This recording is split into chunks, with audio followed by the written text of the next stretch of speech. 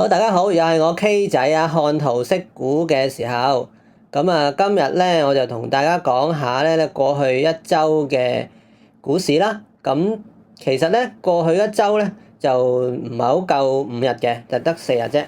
咁就咁啊，過去嗰一週咧其實就美股有少少反彈嘅，咁啊，但係仍然咧受制於佢嘅200天線嘅阻力。咁啊，咁啊，例如啦，我哋淨係睇一個啦，我哋睇標指啦。個標指咧就唔係呢個係 sorry，呢個係道指嚟嘅。道指咧就其實就喺過去嗰一週係反彈啦，但係就你大家見到有個阻力位啦，咁嗰個阻力位就喺46,600點左右嘅。咁啊，至於咧呢個 SPX 啊，呢個標指咧，咁就升咗3.36%。咁啊喺6,600點啊，形成咗啲阻力。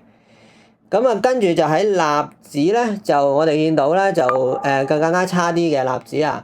納指咧就佢咧就其實去到呢一個幾多咧？21,900到22,000點嗰個位咧就有形成阻力啦。但係佢就反彈得比較多啦，可以話就4.44%咁樣係啦。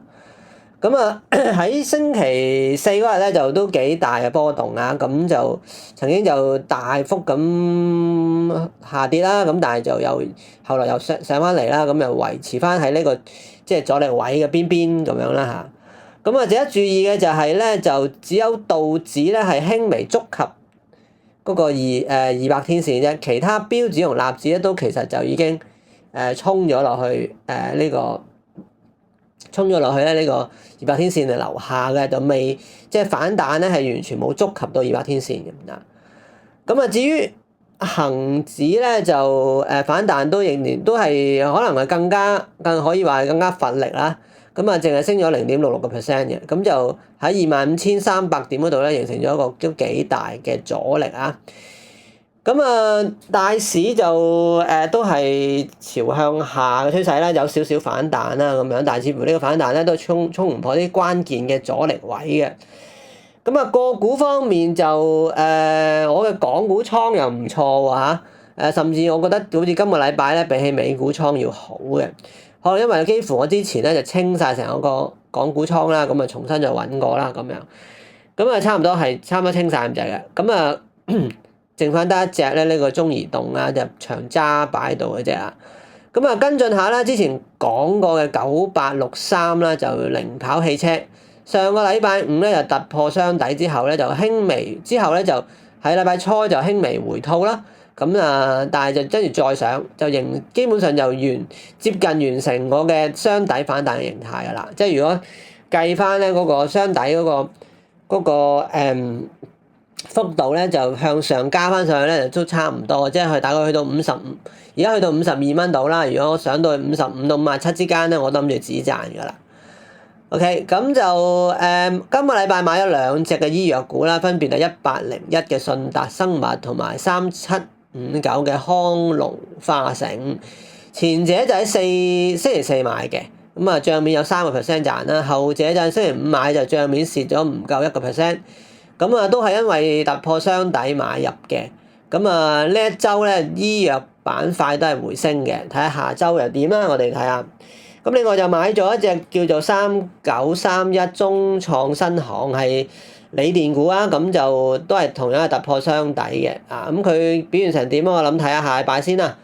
咁啊，成個禮拜最令我驚訝咧，就其實係內銀嘅。內銀咧就我8蚊就入咗8蚊之下，8蚊之下入咗939嘅建行。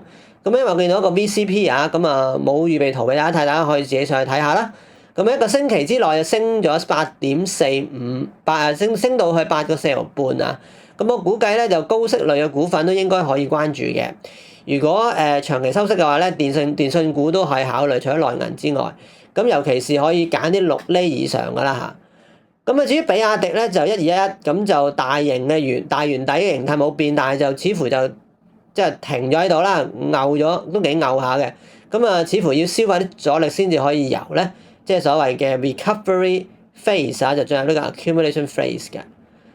咁啊，美股方面咧，個股方面咧就我就4隻沽空嘅股票咧，雖然個股價就回升翻，就搞到我個帳面咧就少咗賺啦，但係就都仍然有賺嘅，都未去翻蝕翻轉頭。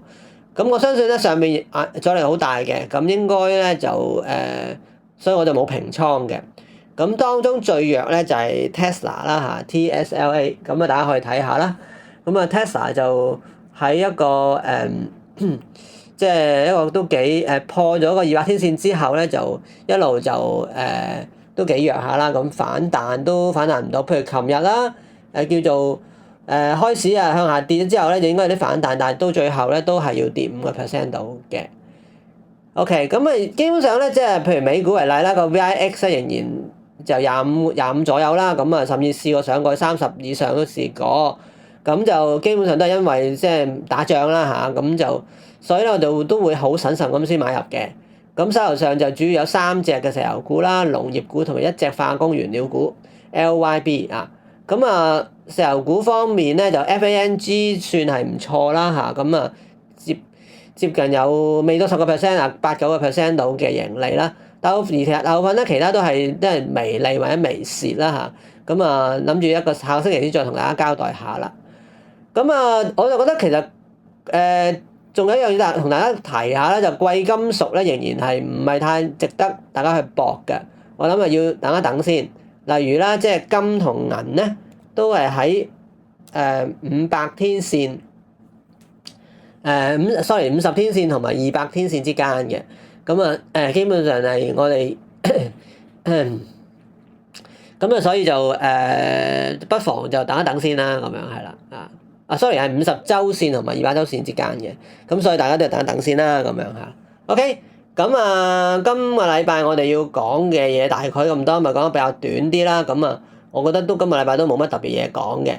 咁啊，唯一我有特別我想同大家講嘅咧，就係總結一下啦，就係美股反彈啦，仍然又受制於200天線嘅阻力啦，暫時都不宜買入貴金屬啦，即係金銀嗰啲啦。咁啊幾個我就同埋另外一方面就港股方面咧有幾個雙底嘅突破形態，大家可以自己揾下嘅。咁啊，值得關注嘅個板塊就除咗醫藥之外，有啲高息股啊，包括內銀同電信嘅。OK，咁啊，今個禮拜我呢度，我哋下個禮拜同大家見面啦，拜拜。